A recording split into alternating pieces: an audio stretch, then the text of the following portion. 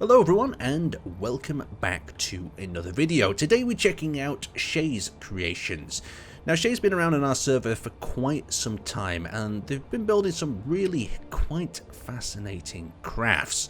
So let's start from the right hand side. We're going to work our way through all the creations and then we'll go down on the planet as well, because I believe we've got some stash there as well, haven't we? Okay, so what we're looking at here then, we're looking at some of your earlier designs here on the right to start with. Yeah, so these two, as you can kind of see from the difference to the other ones, they're some of my earlier ones. The one on the left is actually the first ever large ship I made, as it's kind of pieced together from several different, I think it's actually 5 different ships at this point. Now, you have quite an interesting aesthetic as you're building. Could you explain how you go with this sort of mutation, sort of collision of ships together, sort of in your builds? Well, yeah, so, I mean, I've got a whole background lore for the whole Stellar Winds faction. Like, I like to roleplay, so I've got this whole headcanon going on. But the short version, basically, is for when they get the scrap, because, like, space is, like, kind of like a holy, like, place for them, and scrapping is, like, you know, kind of, you know, holy right and whatnot. So they'll get the scrap together, and they'll typically take cores, like these organic biomechanical cores, which usually I represent with like large reactors or what have you. Okay. And they'll put them in the middle, and they'll slowly start to spread out through the scrap, the salvage, and start to pull them together and piece them together. Oh, that's a cool idea. I like that. But from these two to the next ones, your color scheme seems to have changed as well. So what are the names of these ones? Have you got a name of the right one here? Yeah, so the left one's the Colossus, and the right one's here's the Medusa. The Medusa was on Scraplands, and it's actually kind of strange in that it only has 2 ships in it. It's probably the single biggest chunks of different ships that I've used before. Typically, I use a lot smaller ones, but... And then this next one, where exactly does this one come from? And how come this eye thing started? Because I always find eyes all over your ship. Is that just to kind of say the front of the ship, or make it more organic? Well, yeah, it's the whole organic thing, because they're living ships, right? It's not just like in some like sci-fi stuff, you'll have growths on them, and it's just, you know, it's just growths. They don't have no mind of their own. But all the Stellar Wind ships are alive to some degree and can think, especially the bigger ones. So, you know, they've got eyes to show where they're looking at and everything. And I know a lot of people are triggered by unsymmetrical ships. Do you quite enjoy building an unsymmetrical ship as we move on to this next one? Well, I think there's really a place for symmetry and asymmetry in design. It really, you know, on a case by case. Like some of my stuff you'll notice is symmetrical, but I kind of like it's just the kind of organic beauty of it, you know? When you take a whole bunch of stuff together and you bring it in, like all these disparate parts into one whole, there's a whole separate kind of just building. Just it's like cool. a collage. It's a bit like a collage in spaceships, isn't it? So this one looks like it's got like a drone ship tucked in the inside of it. What exactly is this about, and which season is this from? So this one's actually from the current season. It's about 90% done. I really only have to tack on this drifter piece here. So this is the Colossus, which is, you know, that ship over there. It actually got almost fully destroyed in the belt, which is the first season it was on. And then I took the damaged version of it and then started adding additional scrapped ships on it and fully fleshed out the interior and everything and brought it up to date with the whole more modern color scheme. As you can see, I have used the neon green. So the different block colors actually have different like actual things they represent. So the neon greens is basically like skin, leathery tissue, scales, and whatnot. And then these concrete blues are supposed to represent like hardened tissue, like crystallized stuff, typically for more supports and whatnot. You've got a dome around the eye with this one as well. That's cool. That's cool. Yeah. I tried to give it an actual like pupil, like a lens around it. That's nice. Let's keep going. Let's keep going. So tell me more about the organic nature. So you've got the blue, the green, and then the red is like veins, is it? Or it's basically supposed to be like the actual like meaty tissues, you know, like muscles, veins. So the internal stuff more. Membranes and what have you. Yeah, like you can see on the back of the Colossus over here on these big maw doors, which is actually for the the collector beam, which it uses to eat. Like yeah. These actually, if I can find a port over You have to here. find a port. While you're finding the port, I'm gonna have a quick look at these small ones. So we've got like one of your little drill ships here. What's the next thing we've got? Like, is this a little fighter that you built as well with? Got like wing sort of defensive bits to the side, and then you've got a large grid fighter as well. Where were these ones from? Where's this one from? Was this from the belt? Oh, so the Ichthys, that's this one here. I typically like to use Greek naming schemes with these, like from Greek mythology. So the Ichthys here is one I actually came up with relatively recently. Yeah. I've been pleasantly surprised with how well it's done. It's basically just supposed to be a easily constructible large grid fighter craft. You know? Right. We'll have to keep moving because we've got a lot to go through here. So this is definitely a drone. We actually saw this in Conrad's review. So this is part of Conrad's ship. You can see at the front here with the satellite dish, and then it's got its mutational on the back. And then is there a second ship at the back here as well that you've captured? Yes. So this was from the Orbiter season. I actually think I pasted it upside down.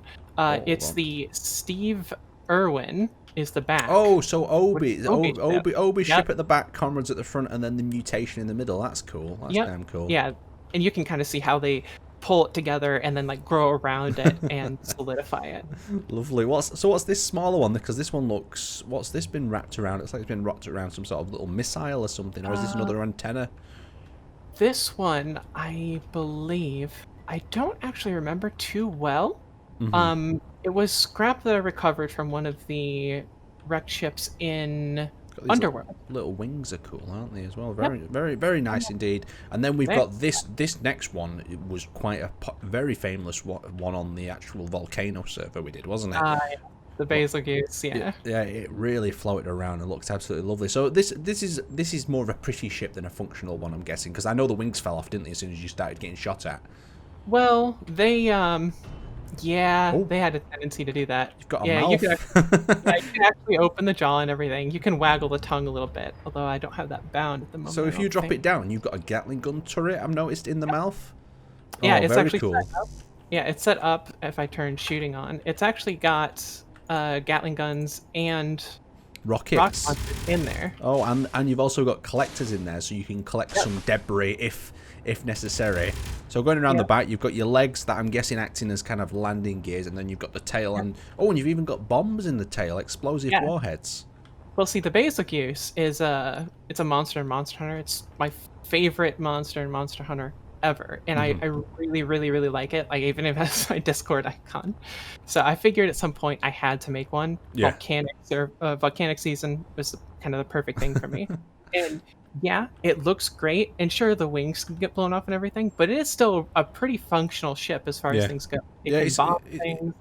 It's quite surprising that about, because a lot of the ships here, they have this very aesthetic look, but a lot of them do function really well. So coming down here, though, we do have one of your larger bases. Was this on the Gulf, this one? This was Orbiter as well. Orbiter as well, because I remember seeing these little pods and going, oh, that's a cool, and these emit some sort of toxic gas, I'm guessing, trying to convert the atmosphere, or give me a bit of the background on this. This one, so I did a whole arc where I was researching the Orbeez and like their targeting stuff. So what these were supposed to be spore clouds to throw off their targeting stuff, and which, if you go underneath them, they've got decoys. Okay. Yeah, they're decoy towers, but I set them up to be like little spore trees. Oh, very cool indeed. So you've got a main turret here in the center. Yep. And then you've also got yourself you've got the take. This was supposed to be an orbiter facility, wasn't it, that they'd overtaken? Yeah, it was basically supposed to be an orbiter production facility. And if I go and hit this button here, something I'm really proud of is this whole hatch system. Because I didn't get to see this properly, because every time I came over to the base, I believe you were either out or you were doing something. So this is the central core of an Obi thing, not an Obi, an Orbi station. So if you drop this back down, then it connects up with the other modules, doesn't it? Yep, it does. I'll come down with you. Here, and then press this button. Oh, I think I hit it twice. Oh, here we go. Lovely. Go. And the hatch will actually close back down over top of this as well. Yeah, it's a nice way of protecting it, because it was important to keep your orbiter alive, wasn't it? Yeah, I really wanted to keep it all intact. I mean, you can see a little bit of it kind of took damage, but Yeah. yeah, I kept all the initial modules intact and didn't really. I think these got shot off Mm-hmm. the bits over here that connected back up. But yeah, there's like the living pod. You can actually walk in between the two of them. It's cool. It does feel very weird. I like how all the eyes are kind of like peering in to the various areas around as well. Very, very, very cool indeed. Shall we head down to the planet before we go up? We get too stuck in it, or is there anything else in this facility you want to see? I mean, you can kind of get the gist of it from looking at it. Yeah, let's pop down to the planet. Do you want to teleport there, and I'll follow you? So now we're down on the planet with a few more of Shay's creations. We've got some from the Gulf. I think you put the Gulf mod pack on, haven't you? So we can even see some of them. Yep, I have. So let's start over here with this large structure over on the side. Now this was quite a recent season, wasn't it? Was this the last season this was floating about? This was the most. Yeah, it was the last season before this, and for some reason, I've completely blanked. This was the full bunker, wasn't it? That goes deep into the underground area. Have you dug it out, or have you just placed it in for the minute? Well, that part was Shuck's design, so I didn't feel it would be appropriate to put it in here. I had this all dug out, but it seems to be filled in. Yeah, we seem to be getting that bug, don't we? So yeah, you've got some basic or limited growth on this particular one, haven't you? You've also got the wall that was part of this that's tucked in over here. The wall doesn't seem to have any growth on it at all. Is there any reason for that?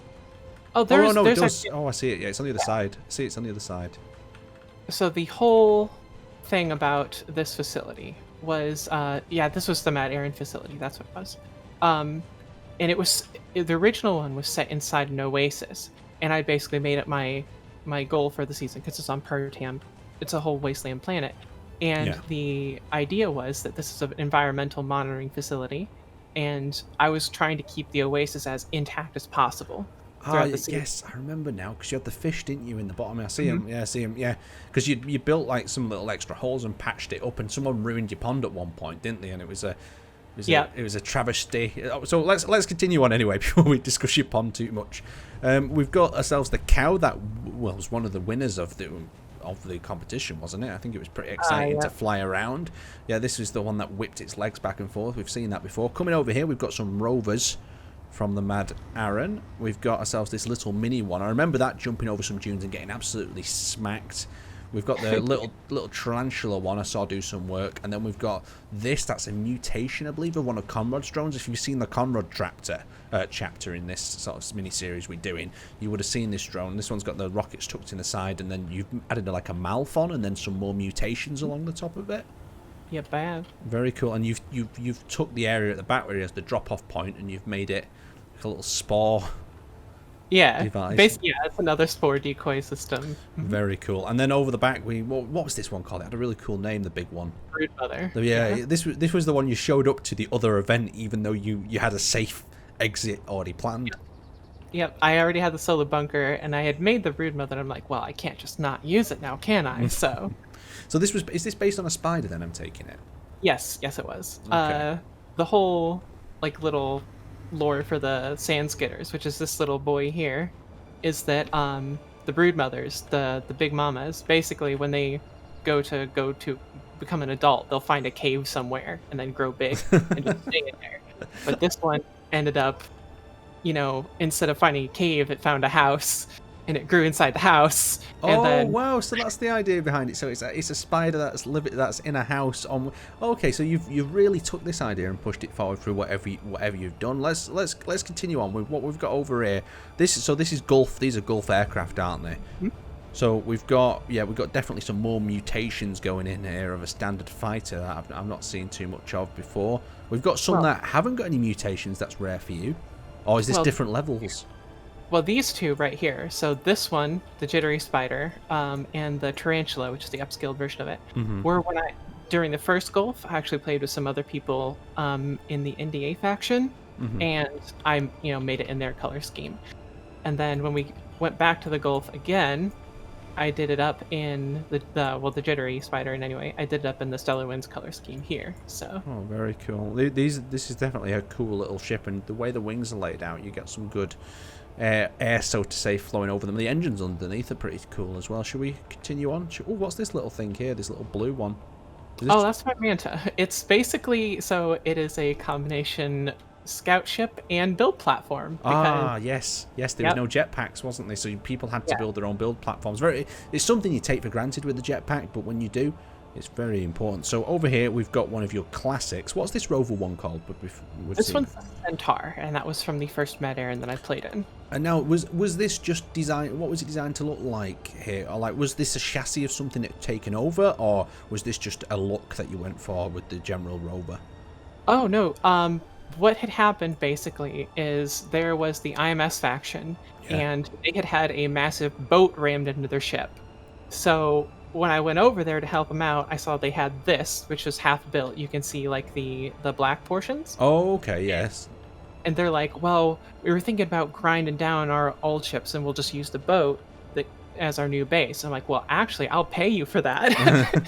So you took that and then converted it into this Yep. machine. Let's have a quick peek inside this one. And this Yeah, has got the this is same sort of internal layout. You know what, though? It's kind of like color coding as well. What you've done Mm-hmm. here in a fun way. Yeah.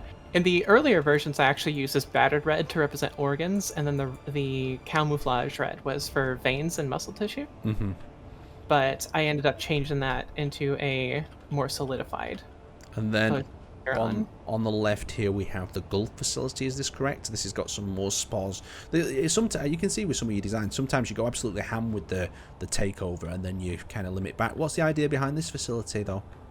Well, this one was a more of just a regular Forerunner facility, supposed to be more for like data storage and whatnot. Okay. And the reason why a lot of the different designs have different levels of just growth on them is typically because what happens is I might do a little bit when I build the design, but then I add more as it gets damaged. Oh, And so then- you replace with the... Hmm? Oh, very cool indeed.